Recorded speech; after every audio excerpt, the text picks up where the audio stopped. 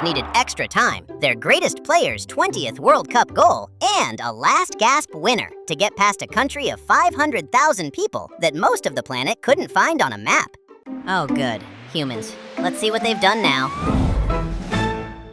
Cape Verde lost that match, and not one person on those 10 islands will call it a loss. Because this is the country that built itself out of nothing, and for 2.5 hours, nothing almost beat everything. So let's answer the question the whole planet just Googled. Welcome to Cabo Verde, a nation that was literally built out of nothing in the middle of nowhere. Picture the far west coast of Africa. Now sail out into the Atlantic for about 600 kilometers until the mainland disappears. That's where you'll find them. 10 islands, plus a few stray islets, shaped very roughly into a horseshoe. Some are jagged and mountainous, some are flat and sandy. All of them are volcanic. And here's the first strange thing about this place. For almost all of human history, absolutely nobody lived here. I've drifted past these rocks for thousands of years, empty. No people, no footprints, just goats worth of grass and a lot of wind. Then, one day, sails appeared. In the 1460s, Portuguese ships stumbled onto the islands and found them uninhabited. So they planted a flag and started the very first European town in the tropics. That town, Ribeira Grande, still stands today as Cidade Velha, the old city, and it has a much darker claim to fame. Because of where it sat, halfway between Africa, Europe, and the Americas, Cape Verde became a hub of the transatlantic slave trade. For centuries, enslaved people from the African mainland were brought here, held, and shipped onward across the ocean. It is the foundation this country was built on, and it should not be softened. Out of that brutal history, something the planners never intended slowly took shape. An entirely new people and an entirely new culture. Africans and Portuguese, thrown together on isolated islands, blended their languages into something brand new. Kriolu, one of the oldest Creole languages on Earth. They blended their food, their faith, and, most famously, their music. And the music they made carries one feeling above all others. The Portuguese have a word for a deep, bittersweet longing, saudade. Cape Verdeans took it, renamed it saudade, and built a whole genre around it. That genre is the morna. Slow, aching, beautiful songs about home, the sea, and everyone who had to leave. And the voice of the morna, the woman who carried it to the whole world, was Cesaria Evora.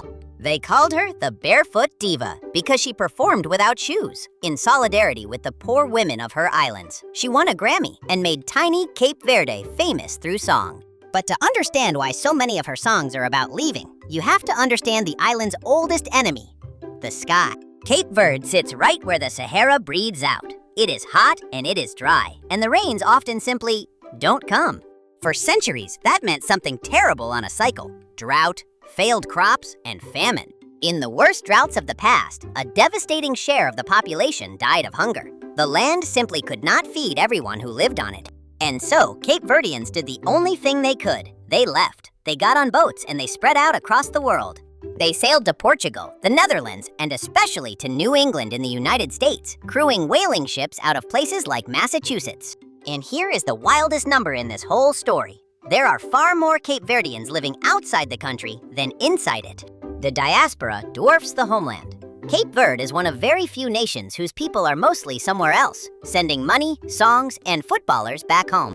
Hold on to that fact about the footballers. It is going to matter enormously by the end of this story. But first, how did a cluster of Portuguese-run islands become its own country at all?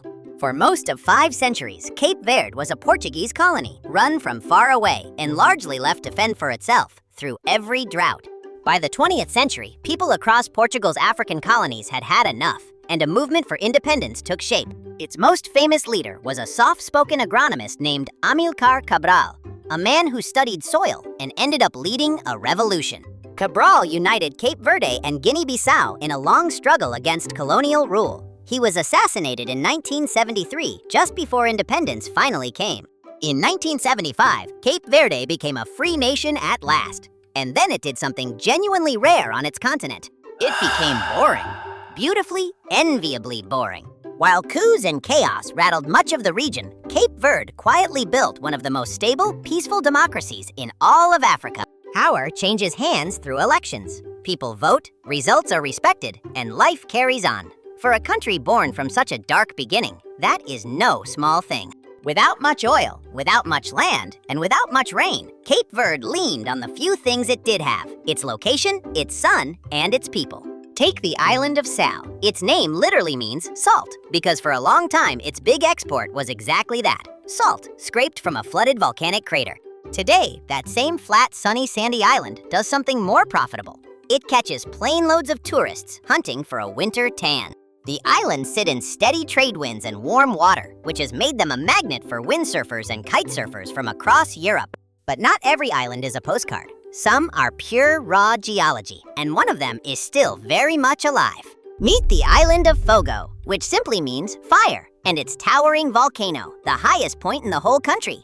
People don't just live near this volcano, they live inside its crater, farming the rich volcanic soil and growing grapes for a genuinely good island wine. Which sounds peaceful until you remember the volcano's whole personality is fire.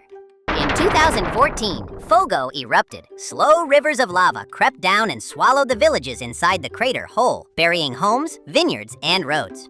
Everyone got out in time. And then, because this is Cape Verde, once the lava cooled, the villagers walked back in and started rebuilding on top of it.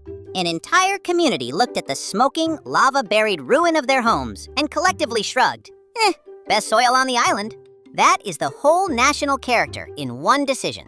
That stubborn make-something-from-nothing spirit shows up everywhere, even in the dust. A few times a year, a thick haze blows in off the Sahara and coats the islands in fine red sand. Cape Verdeans call it the bruma seca, the dry mist. It dims the sun, grounds the little inter-island plains, and tints the whole sky the color of weak tea. And then it passes, and life goes on. These islands have a habit of showing up in bigger stories than their size suggests. Even Charles Darwin passed through. Cape Verde was the very first place the young Darwin set foot on his famous Beagle voyage. Staring at the island's layered cliffs, he started really thinking about how the Earth itself was built over time. For a place that started as 10 empty rocks, that's a remarkable amount of history to soak up. But we still haven't gotten to the part that made the world look this summer. Because if there is one thing that unites Cape Verde at home and its huge family abroad, it is football. And remember those footballers I told you to hold on to? Here is where the diaspora pays off. Players with Cape Verdean roots grew up in Portugal, the Netherlands, France, trained in some of the best football academies in the world. And a lot of them chose to play for the islands of their parents and grandparents instead of the big nations they were born in. Put them together, and suddenly a country of 500,000 people had a national team, the Blue Sharks, that could genuinely bite. For years, they were a fun underdog story that always just fell short. And then came the qualifying campaign for the 2026 World Cup. Against bigger, richer, more populous nations, the Blue Sharks kept winning the games they were supposed to lose. And they qualified for the first time ever for the FIFA World Cup. The whole archipelago erupted, and not the volcano this time. Just qualifying would have been the story of a lifetime. Cape Verde was not done. At the tournament itself, they didn't just make up the numbers. They dug in, they defended, they scrapped, and they got results. When the group stage ended, Cape Verde had done the impossible. They had reached the knockout rounds of the World Cup. And with that, they set a record that may stand for a very long time. The smallest country by population ever to reach the knockout stage of a men's World Cup. 500,000 people, 10 dry volcanic rocks, outlasting nations 100 times their size. And their reward? A date with the reigning world champions, Cape Verde, drawn to face Argentina. A nation that didn't exist as a country 50 years ago, lining up against the most decorated footballers on the planet, on the sport's biggest stage. And for 2.5 hours in Miami, the impossible stayed possible. A 40-year-old goalkeeper named Vozinha kept diving, kept saving, and kept making the best team on Earth look completely mortal. It took the greatest player of his generation to break them, a record 20th World Cup goal from Messi. And then, deep into extra time, his corner setting up the winner. The champions escaped, barely. Cape Verde lost the match and won everything else. Bars in Lisbon, kitchens in Massachusetts, street parties in Rotterdam. The whole scattered family of a tiny nation, roaring with pride at the same television. So let's tally up this improbable little nation. 10 empty volcanic rocks turned into a slave trade depot that grew a brand new language, a brand new people, and some of the most beautiful sad music ever recorded. A land so dry, it sent most of its own children across the oceans, and then watched those children's children come home wearing the national shirt. A peaceful democracy that farms inside a live volcano, gets dusted by the Sahara, hosted Darwin's first big idea, and took the world champions to extra time. I have watched a lot of empty rocks in my time. Most of them stayed empty rocks. This one became a country that made Messi work overtime. That's Cape Verde, 10 islands of fire, dust, music, and saudade that built something out of nothing and then refused to stay small. Honestly, magnificent. And yes, the volcano is almost certainly listening.